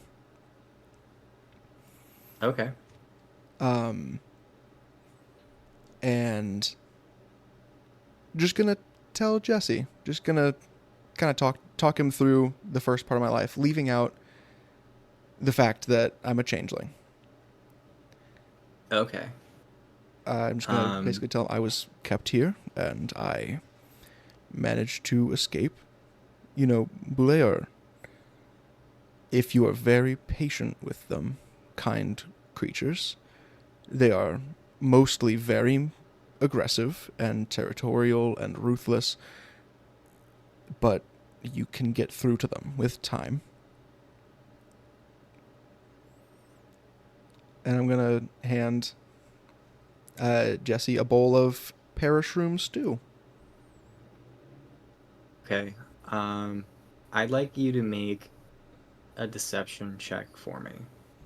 Like just a like not like a saying something out loud, but like a body language kind of thing to kind of like because this I imagine this is hard for anything to Yeah, do. So like sort of like a like hesitating before handing him the soup or like something along those things. Like, let's see if we can deceive him like this is a natural kind of conversation. yeah. See how much I can manage myself in this Yes. instance. That's 21, 15 plus 6. Okay. I think that the last couple of days you've kind of had this small hint of an idea in your head on this exact moment, and you've been kind of stealing your resolve in preparation for this. And so, like you've practiced, you hand him the bowl of soup, and he looks at it without a second glance because he is your friend and he trusts you implicitly. And he takes the soup and he kind of just drinks it with a spoon. He goes, "That is something I wouldn't wish upon anybody. What you've been through, that is something I wouldn't want on my worst enemy. And I'm so sorry that happened to you. I'm glad that it's over." And and and as he starts to continue on, he kind of gets a bit sleepier, and then he just kind of slumps off to the side, and his head hits the ground with a thud.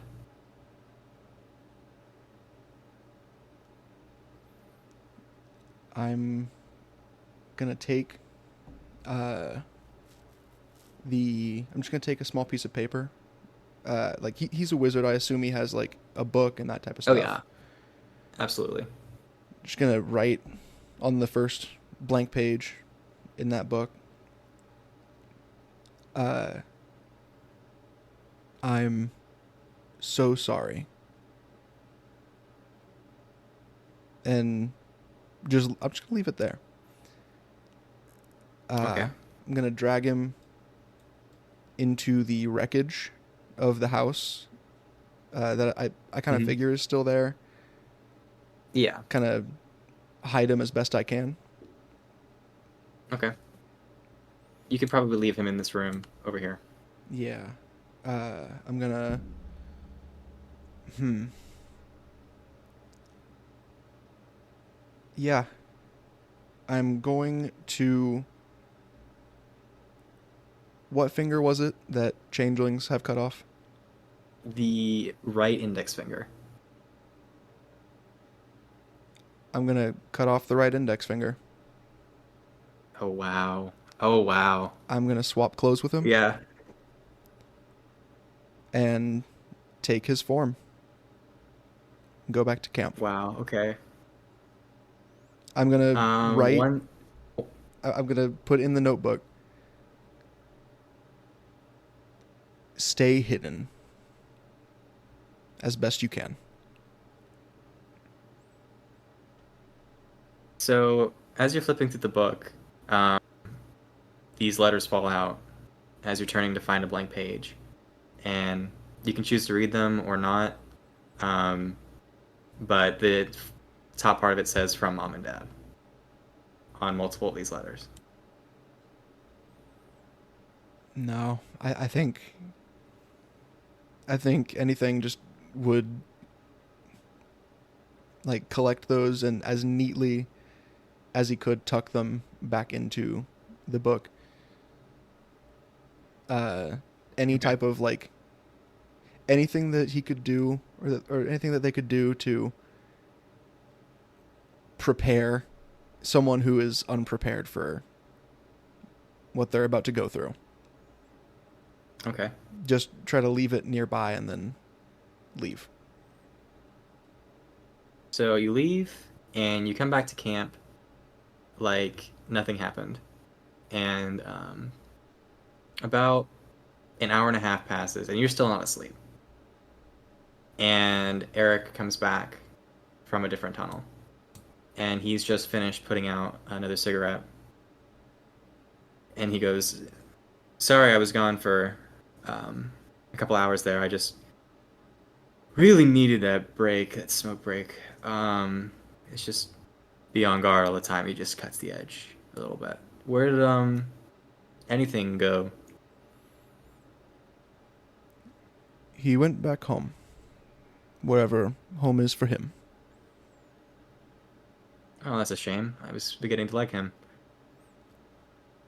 But If we come oh well. back, we will I see mean, him, hopefully. But we all know how dangerous it is here. absolutely, absolutely. But if you continue to do this, you'll come into a lot of different people and creatures that you're not going to have very long to really meet and bring back. So it's probably for the best you learn this early. Is there any way to bring someone back? Or could that be figured out, do you think? Maybe, potentially. But I'm not smart enough. I'm just a hunter. And he finishes the last of his cigarette and puts it out on the stone floor and then pulls the blanket up. Get some sleep. We don't know what the time's going to be when we get back. Could be day. And you want to have as much as you can for the long day tomorrow. Yes, of course. As best I can. He turns over and goes to sleep. And whether or not you go to sleep is entirely up to what you think anything would do. No sleep at all. Okay. So the next day comes up, and you venture down another tunnel. And you've been down this tunnel before, but sort of coming out of the wall, there is now a sort of yellow portal that's sort of like a mirror, if you knew what a mirror was. It's like when you stood into the well of this pool, and some nights in the cavern it would get much darker, and the ice would kind of freeze over, and you'd have to break the ice to get the water for the billets. And as the ice floated on the top of the water, it kind of shifted and moved. It has that similar sort of look to it. And Eric turns around, or Rick turns to you. You did very well for the summer session. I see great promise in all of you if you choose to come back for the spring semester. Fall semester, sorry. And yeah, let's take this tome back. And he guides you through. And as you walk through, this bright yellow light turns into a kaleidoscope of yellow. And in your head, you see a vision of that same man from before. The muscular golden man with golden hair is looking at you. And he says, "Anything. Will you follow Lathander under my guidance, Solar, right hand to his majesty, into this new world you venture?" Of course. The light is what I'm here for. And the light shall guide you. And you get shunted into the above world. And that's where the session ends. Fuck.